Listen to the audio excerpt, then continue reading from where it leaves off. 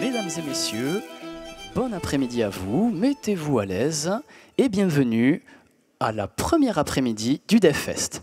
J'espère que le petit déjeuner s'est bien passé, le déjeuner aussi, les macarons, la tour, tout ce qui fait du DevFest une expérience culinaire inoubliable. En tout cas, nous avons le plaisir, cette fois-ci, de vous accueillir pour la conférence qui va vous parler d'un sujet forcément d'actualité, la performance. Je pense que autant moderne que peut-être plus ancien, vous avez dû toucher à quelque chose qu'on appelle des requêtes SQL. Ça vous est peut-être déjà arrivé. Vous avez peut-être aussi touché à la même pendant très longtemps et vous êtes demandé, les performances, c'est pas très ça. Eh bien écoutez, pour commencer cet après-midi, je vous prie d'accueillir Alain Lesage qui va vous conter l'histoire des requêtes SQL 10 000 fois plus performantes et ce, durablement.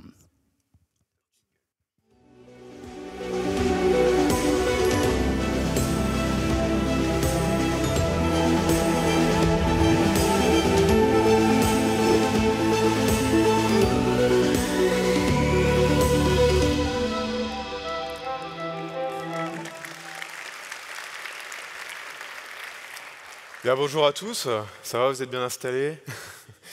Alors aujourd'hui, vous avez compris, on va parler de performance et de requêtes SQL, et le mot important dans ce titre, c'est durablement. Et j'espère que dans 50 minutes, vous aurez compris pourquoi. Alors j'aimerais commencer cet après-midi par une question pour vous. Moi, mon métier, c'est DBA, et j'aimerais savoir s'il y a des DBA dans la salle, et si vous pouviez lever la main s'il y en a. Ouais, il y en a un, il y en a un. Donc voilà, on est deux dans la salle, c'est super.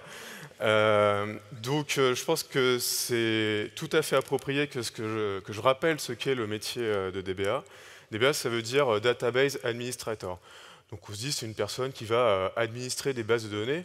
Qu'est-ce que ça peut vouloir dire administrer des bases de données? Historiquement, on parle d'installer des instances, construire des réplications, des architectures en haute disponibilité.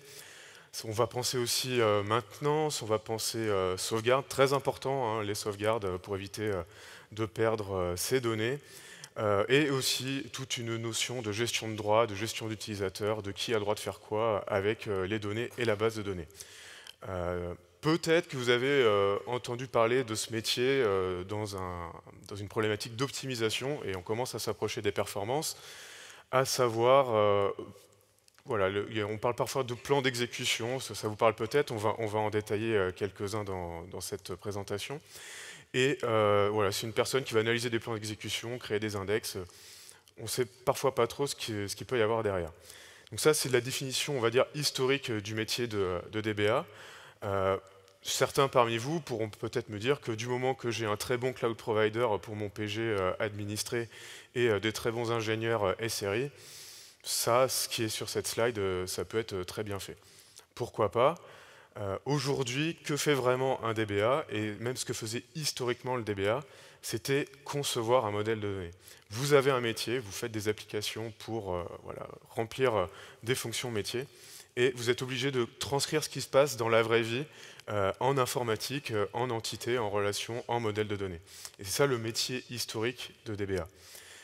Au-delà du modèle de données, on va aussi conseiller pour une architecture. On ne va pas avoir les mêmes contraintes de disponibilité, par exemple, si on fait une application intranet que si on fait une application de e-commerce avec des millions de clients. On aura des niveaux de service qui vont être différents, et donc des architectures et des outils de base de données notamment qui vont être différents aussi derrière tout ça. Donc le DBA, il a cette expertise dans ses outils, en plus d'avoir toutes les connaissances pour modéliser vos données. Et toute cette expertise, ça va porter votre décision, enfin vos décisions donc de modélisation et d'architecture pour vos données, et je vous le souhaite pour le plus longtemps possible. Parce que autant votre application va évoluer au fur et à mesure que votre entreprise va croître et que votre métier va évoluer, en général, les fondements de votre métier, les fondements de votre modèle de données, ils resteront à peu près les mêmes, ils resteront constants. C'est pour ça que moi j'aime bien dire qu'un modèle de données, quand vous le figez, il sera à peu près le même pendant 10 ans. Moi, je suis DBA PostgreSQL, alors je vous fais un petit peu la carte d'identité de PostgreSQL. Moi, j'aime bien comparer PostgreSQL à Linux, parce qu'il a beaucoup de points communs avec le projet Linux. Tout d'abord, ces deux projets qui sont nés à l'université. Donc voilà, ce sont des chercheurs et des étudiants brillants qui ont conçu ce moteur de base de données et le système d'exploitation, le noyau Linux, pour voilà, avoir un outil qui soit libre, gratuit, communautaire et aussi efficace et performant que les solutions propriétaires de l'époque. Et l'un comme l'autre, ce sont des outils modulaires et extensibles. Modulaire, ça veut dire que vous pouvez prendre une version packagée et l'utiliser clé en main, ou tout simplement compiler ce dont vous avez besoin, si votre usage le justifie. Le plus intéressant concernant Postgres, c'est son côté extensible. Postgres, moi j'aime bien le voir comme étant une plateforme. En fonction des extensions que vous lui mettez, vous n'allez pas du tout lui faire la même chose. Et ça, on va en reparler de différentes extensions durant cette présentation. Point important quand je parle de logiciel libre, gratuit et communautaire, PostgreSQL est un logiciel qui est vraiment open source, qui a sa propre licence, qui est très permissive, et qui n'est pas dépendant d'un seul éditeur de logiciel qui pourrait refermer la licence à un moment ou à un autre, comme ça a pu arriver pour d'autres logiciels de base de données ces dernières années. Donc c'est pour ça que je vous ai mis la licence SSPL, qui permet de lire les sources mais de ne pas en faire grand-chose d'autre. Cette licence-là, elle n'est pas reconnue par l'Open Source Initiative.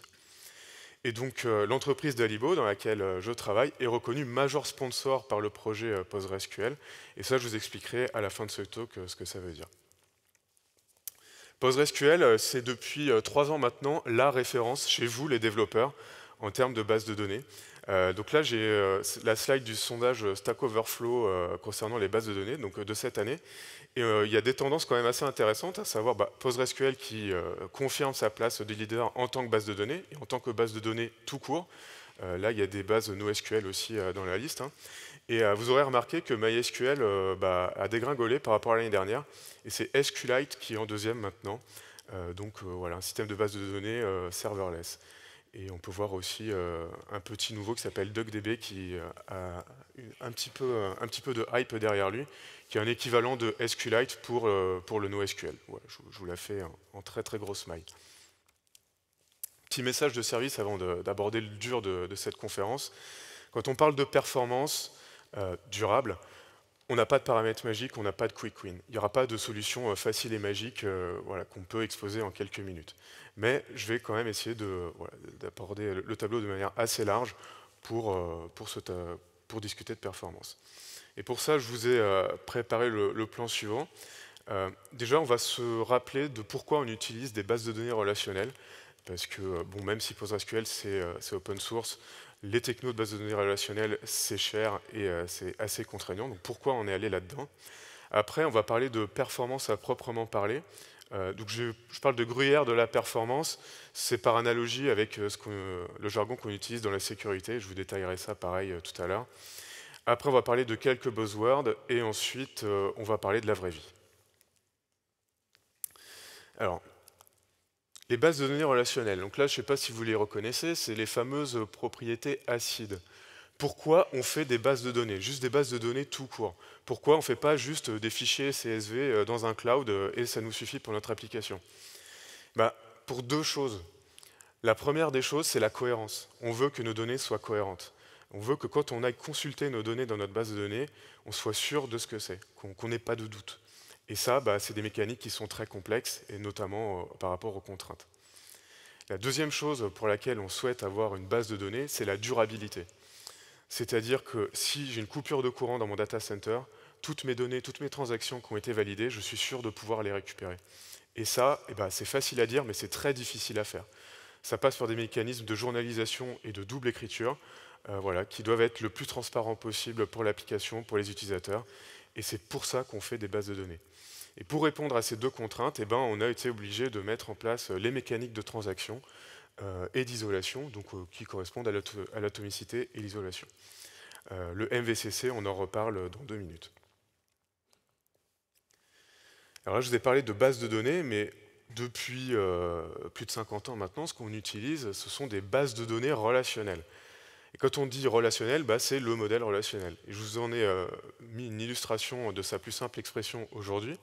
C'est tout simplement ce jeu d'entités, d'associations, de choisir le bon type pour la bonne donnée et surtout de ne jamais répéter 2 fois la même information dans notre modèle de données et de travailler avec des jointures.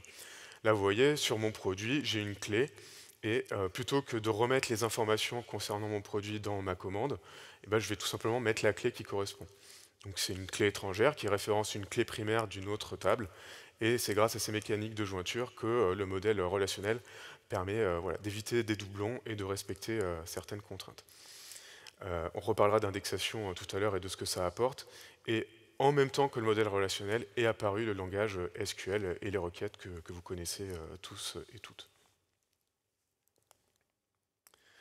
Je vous ai parlé de MVCC. MVCC, c'est Multiversion Concurrency Control. C'est une mécanique de Postgres pour gérer la concurrence.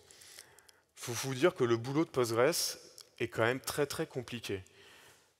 Imaginez un tableur, un Google Sheet que vous partagez avec des proches pour voilà, organiser un événement, et vous êtes 100, 1000, 2000 à travailler sur la même feuille de tableur. C'est compliqué de garder les informations cohérentes pour tout le monde. On essaie tous d'éditer la même case, on n'y arrive pas, quoi. Et pourtant, c'est ce que doit faire Postgres avec les données. Et pour ça, on est obligé de mettre en place des mécaniques d'isolation, des mécaniques de concurrence, et c'est le MVCC. Et comment ça fonctionne avec Postgres? C'est ce que je vous ai expliqué ici.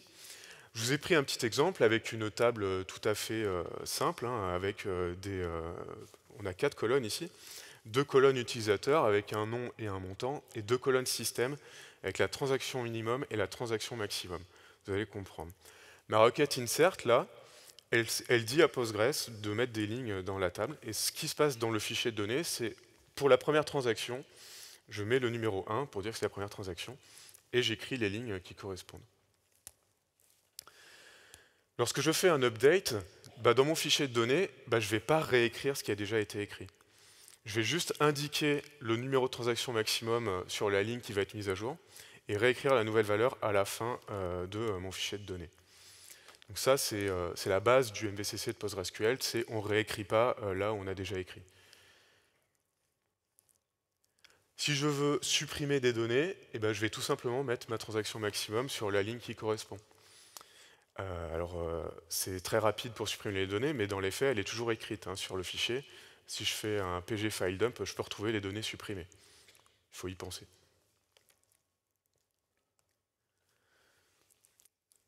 Là, on a une vraie transaction avec les mots-clés begin et commit qui va nous permettre de faire 2 updates en mode tout ou rien. C'est le fameux virement bancaire qu'on donne souvent en exemple lorsqu'on parle de transactions.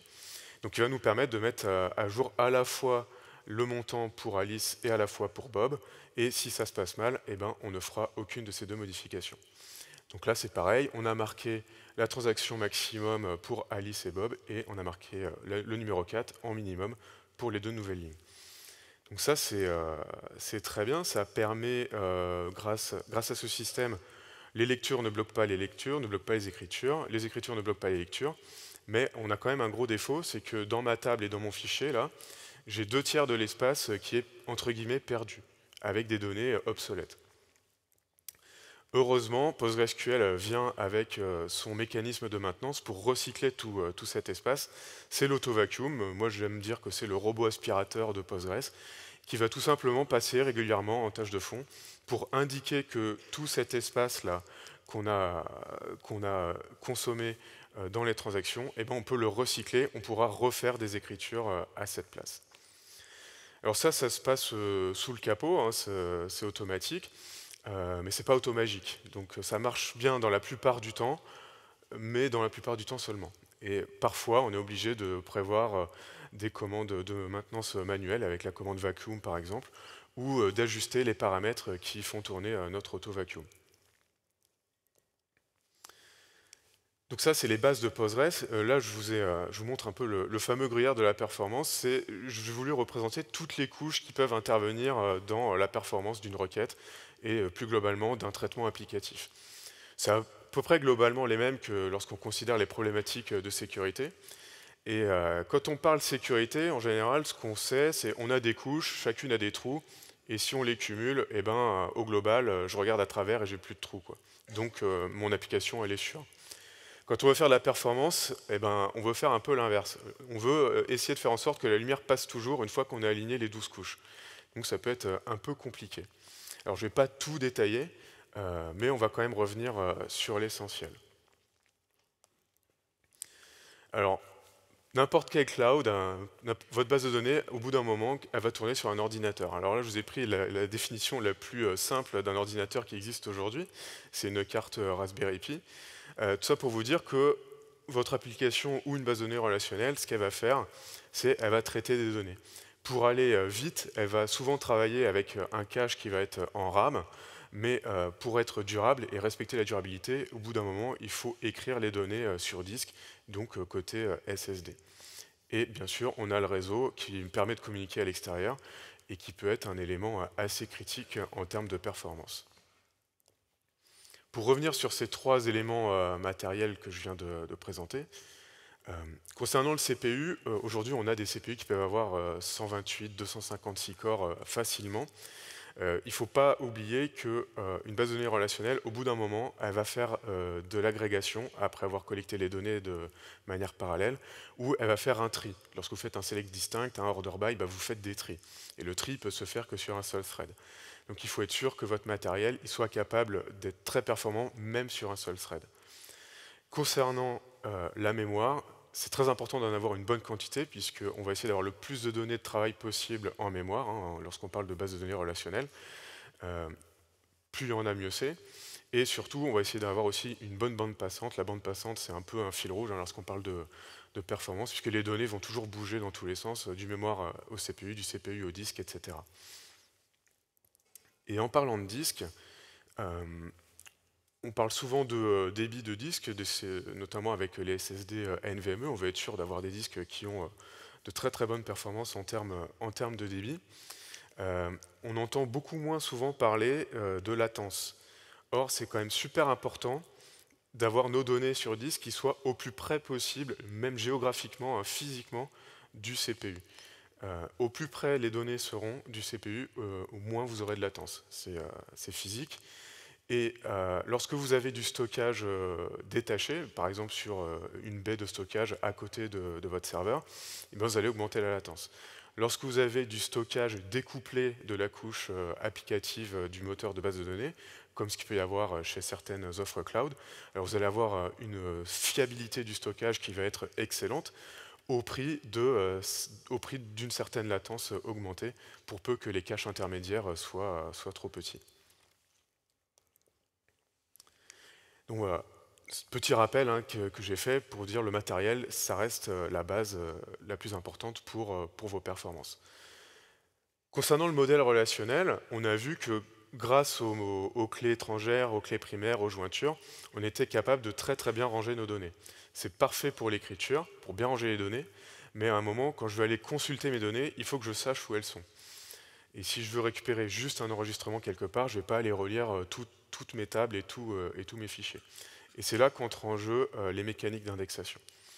Là, je vous ai présenté une table toute simple, avec deux colonnes, une colonne avec un integer et une autre colonne avec un tableau, et j'ai mis un index sur chaque colonne. Et ce que je vais vous illustrer avec ça, c'est le coût de l'indexation.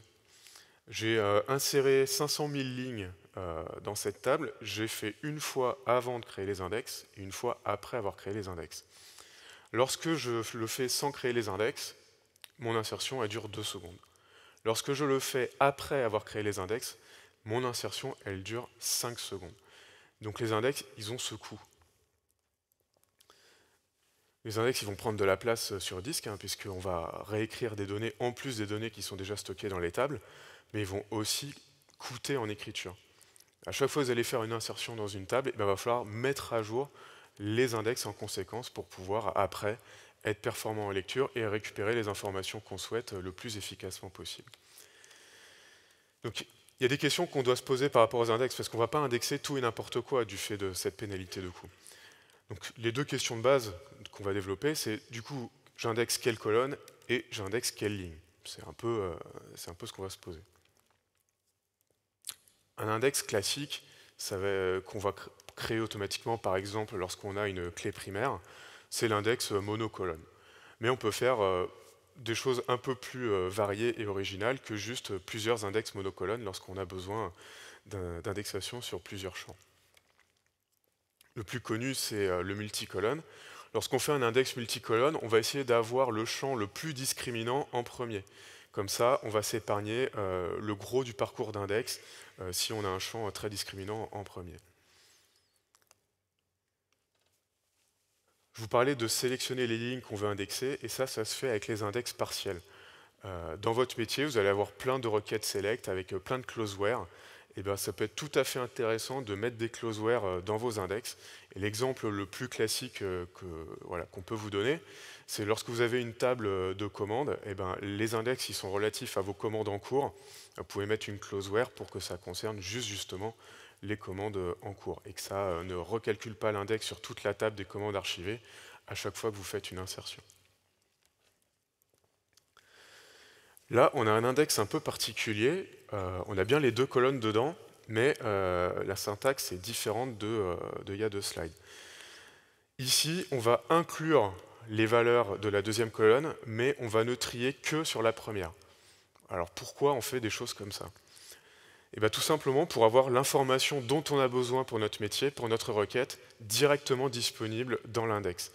Nous, DBA, on aime bien ce qu'on appelle les index only scan, c'est-à-dire que quand une requête a besoin d'informations, elle va tout trouver dans l'index. Et ça peut être quelque chose d'intéressant à faire, plutôt que d'avoir un index juste sur C1 et après on va chercher les informations dans la table, et bien on inclut directement les informations dont on a besoin au sein de l'index. Ça, c'est ce qu'on appelle un index couvrant. Dans vos requêtes SQL, souvent vous avez des clauses where où vous voulez faire des requêtes case insensitive, vous voulez pas que parce que vous avez un problème de casse, votre requête ne passe pas. Donc souvent on va mettre du upper ou du lower sur vos chaînes de caractères.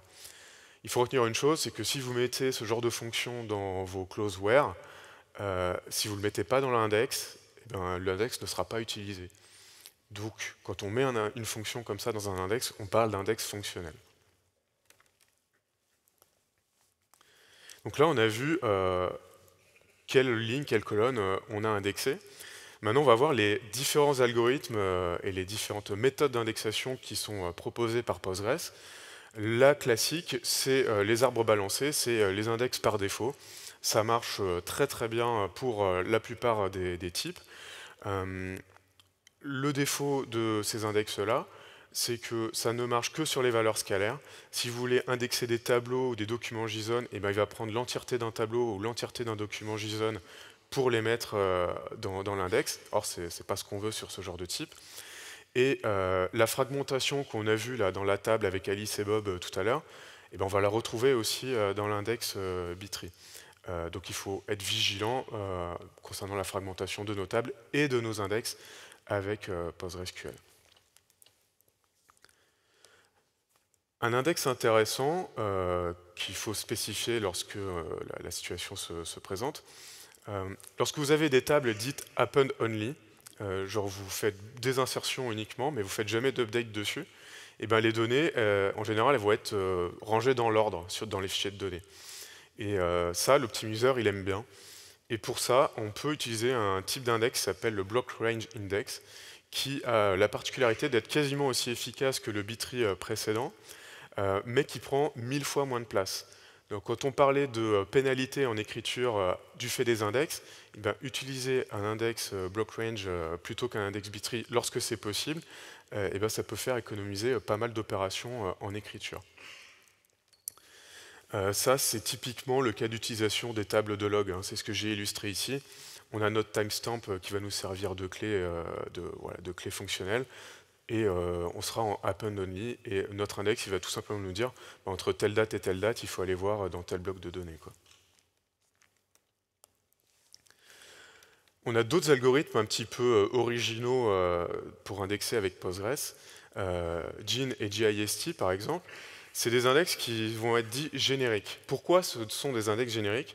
Tout simplement parce que vous avez une API qui est disponible pour chacun d'entre eux, qui va vous permettre, si vous respectez cette API, d'indexer tous les types que vous voulez.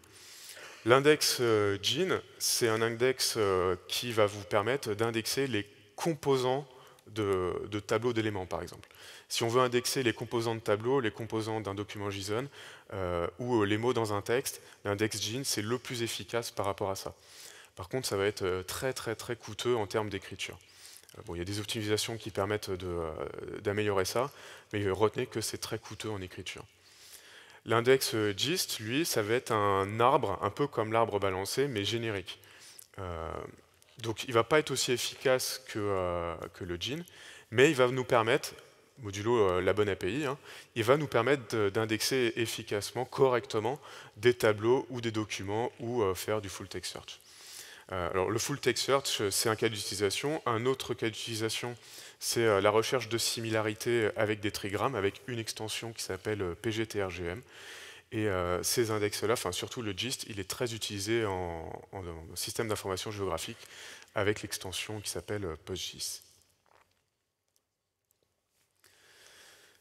Votre optimiseur de requête, vous lui avez fourni plein d'index qui vont être sur les bonnes colonnes, qui vont être sur les bonnes lignes, mais il va se poser la question, est-ce que je dois prendre cet index pour répondre à cette requête SQL? Et pour ça, eh ben, il faut qu'ils connaissent la qualité de vos données, c'est-à-dire comment elles sont composées. C'est ce qu'on appelle les statistiques de planification. Alors en Postgres, vous avez différents types de statistiques qui vont être collectées par notre robot aspirateur AutoVacuum ou par la commande Analyze. Vous avez des statistiques de supervision qui vont être votre tableau de bord. Donc ça, l'optimiseur, c'est pas pour lui, hein, c'est surtout pour vous, pour superviser vos instances. Et les statistiques de planification. Les statistiques de supervision, ça va être des vues, puisque c'est des statistiques qui sont stockées en mémoire. Et elles sont accessibles via des dizaines de vues. Je vous ai mis les plus utilisées sur la slide. Et elles vont être accessibles aussi via des extensions dédiées et des outils périphériques que vous pouvez utiliser. L'extension la plus connue qui est intégrée et disponible directement avec Postgres, c'est PGStat Statement, qui va vous permettre de voir en direct quelles sont vos requêtes qui tournent et éventuellement si vous avez des verrous, des blocages, en se basant sur les informations des 43 vues précédentes. Et si vous ne voulez pas gratter directement dans la vue, vous pouvez utiliser des consoles de supervision comme Powa, qui vont vous fournir une interface web clé en main sur les informations disponibles dans PGStat Statement. Vous n'aurez pas à reconstruire un tableau de bord dans votre outil de supervision favori. Les statistiques de planification, c'est beaucoup plus simple, c'est une seule vue, et ça va donner l'information à l'optimiseur et planificateur de la qualité de vos données, de comment elles sont faites. Donc là, je vous ai mis un petit peu la composition de la vue PGStat. Et par exemple, dans cette vue, vous allez voir, pour chaque colonne de chaque table, combien de valeurs nulles vous avez dans votre colonne. En fonction de ça, l'optimiseur il va se dire, je vais peut-être ou pas prendre un index. Vous allez voir aussi la taille en octets moyenne des enregistrements sur la colonne. Là, pareil, ça peut être discriminant sur est-ce que je prends un index ou pas. Une colonne, vous pouvez avoir des fois que deux valeurs distinctes. Si j'ai un binaire, j'ai deux valeurs distinctes. Et parfois, j'ai quelque chose de continu, des relevés de température par exemple, où là, j'ai une infinité de valeurs distinctes. Donc, vous avez la colonne n distincte qui va relever ça. Un tableau avec les valeurs les plus fréquentes pour savoir si les valeurs qui sont dans ma closeware, ça fait partie des valeurs les plus fréquentes. Et en l'occurrence, de quelle fréquence on parle. Et sinon, vous avez un histogramme qui va permettre de ranger tout l'ensemble de valeurs de ma colonne dans des intervalles de cardinalité égale. C'est-à-dire que vous prenez un intervalle ou un autre, vous avez à peu près le même nombre de lignes. Donc, et la corrélation que je vous ai citée là à la fin, c'est pour dire si la colonne elle est triée, c'est pour vous dire si la table est triée en fonction de cette colonne directement sur disque. Et c'est là que l'optimiseur va pouvoir se dire super, je vais utiliser un block range index. Donc toutes ces informations-là sont à disposition du planificateur pour choisir si je prends un index ou pas et lequel. Et pour ça, il faut que vos statistiques soient à jour. Et c'est super important. Dans certains cas, je vous ai dit que les statistiques sont collectées pour chaque colonne de chaque table. Dans certains cas, le fait qu'on ait des statistiques par une colonne par une, ça peut poser quelques problèmes lorsqu'on a ce qu'on appelle des dépendances fonctionnelles. Je vous ai mis un exemple assez classique où dans notre table, on a à la fois un numéro de département et un code postal. Et ça, c'est deux champs qui sont directement liés. Et parfois, ça peut poser des problèmes sur certaines requêtes. Et une option intéressante, ça peut être de créer une statistique sur les deux colonnes à la fois. Voilà. Il y a plein de manières de faire, et je vous ai mis le lien de la formation d'Alibo qui détaille comment faire ça. Alors on a bien parlé index, on a parlé statistique, maintenant je vais vous parler des usages avancés de Postgres et des bases de données relationnelles avec quelques buzzwords. Tout d'abord, pour vous dire, en quelques centaines de clients et quelques milliers d'instances que j'ai pu voir, Postgres tient très bien la charge sur des dizaines, voire même des centaines de terras, sans problème, pour peu que le matériel suive. Le matériel, il faut qu'il suive. Et stocker des données et gérer des bases de données, ça reste cher, et ça reste cher en matériel. Je voulais parler un petit peu de partitionnement pour vous dire que ça peut être utile parfois, mais pas tout le temps, notamment lorsqu'on utilise beaucoup les index partiels. Mais ça peut être utile pour faciliter la maintenance. Si on a une très très grosse table dans notre modèle de données, qui est beaucoup plus grosse que toutes les autres, et ben notre robot aspirateur il va parfois avoir du mal à faire le boulot efficacement. Donc dans certains cas, on peut se dire, bah ouais, là, partitionner cette table, ça peut avoir du sens. Et ça peut avoir de bonnes conséquences d'un point de vue performance, ou pas. Ça dépend vraiment de vos cas métiers. Je vous ai cité quelques extensions.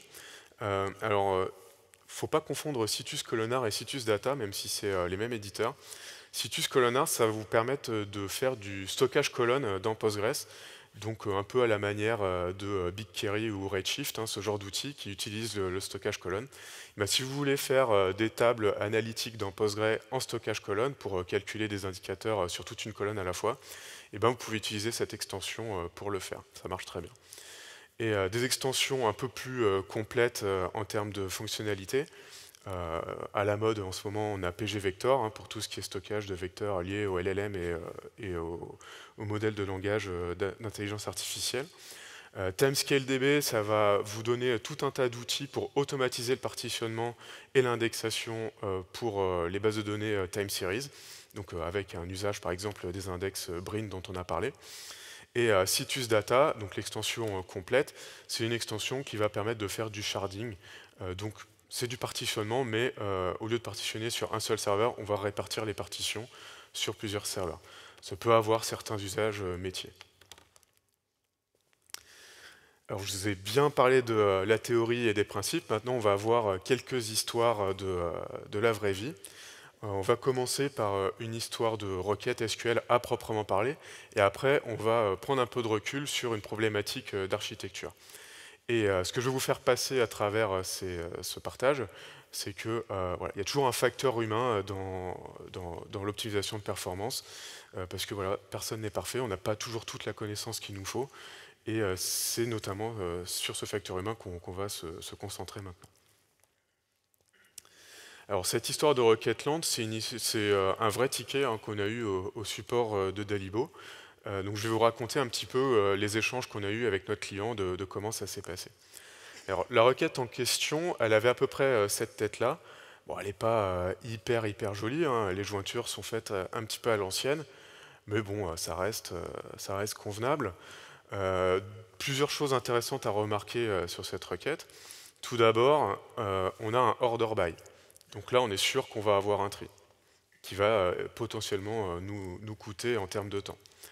On a un lower sur une colonne. Donc là, on se dit, si on n'a pas l'index qui convient bien par rapport à cette fonction, on va travailler sans index. On a un limit 1 qui nous dit que finalement, tout ce travail va être fait juste pour remonter une ligne. Et au début de la requête, vous avez vu, j'ai mis explain analyze, et ça, c'est pour avoir le plan d'exécution réel de la requête. Et c'est en consultant ce plan d'exécution qu'on va savoir là où la requête a passé le plus de temps. Alors quand on fait une sortie brute de explain analyze, ça ressemble pas trop à grand chose, surtout sur une slide de conférence. Donc j'ai préféré faire une représentation un petit peu plus visuelle. Donc ça, c'est la requête dans sa première version.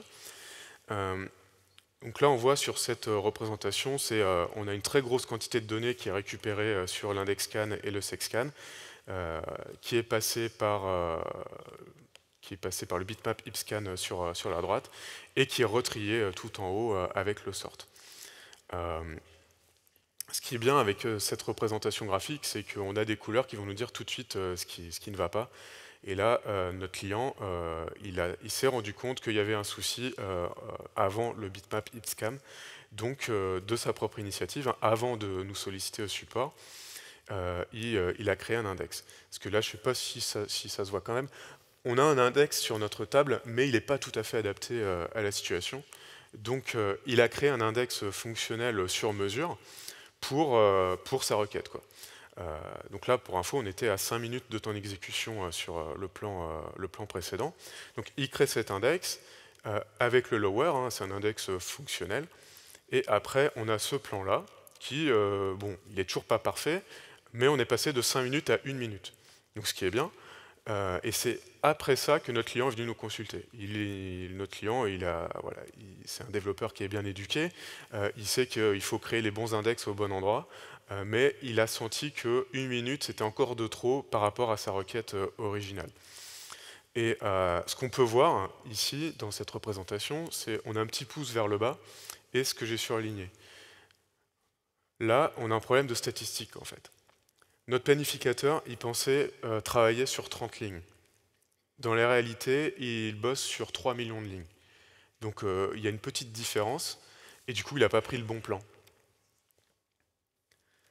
Malgré le fait que là, il a bien pris l'index fonctionnel sur mesure, hein, ça améliore la situation, mais voilà, il a choisi un index, mais il n'avait pas les bonnes statistiques. Donc on peut faire mieux. Réflexe en tant que DBA PostgreSQL, on va collecter les statistiques, on va mettre à jour les statistiques sur notre table, et on va voir ce que ça donne. Donc ça nous donne ça. Bon, on a toujours quelques avertissements, mais dans les faits, on est passé à 30 millisecondes. Donc voilà, on était sur un temps largement acceptable pour le client. Et une chose quand même à remarquer, c'est qu'on n'utilise plus l'index qu'on a créé, l'index sur mesure, l'index fonctionnel. Donc collecter les statistiques, ça nous a permis d'aller directement sur le bon plan sans avoir finalement à créer d'index. Donc tout ça pour dire que parfois, pour optimiser une requête, il n'y a pas besoin de créer d'index. Ça peut être autre chose. Et là, en l'occurrence, c'était les statistiques. Alors, résumé de la situation, on est passé de 5 minutes à 30 millisecondes, donc c'est là qu'on a notre facteur 10 000, hein, et voilà, sans créer d'index.